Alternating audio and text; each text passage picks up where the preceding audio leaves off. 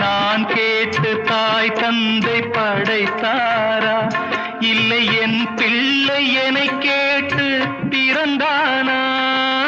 தெய்வம் செய்த பாவம் இது போடி தங்கச்சி, கொன்றால் பாவம் தின்றால் போச்சு இதுதான் என் கட்சி.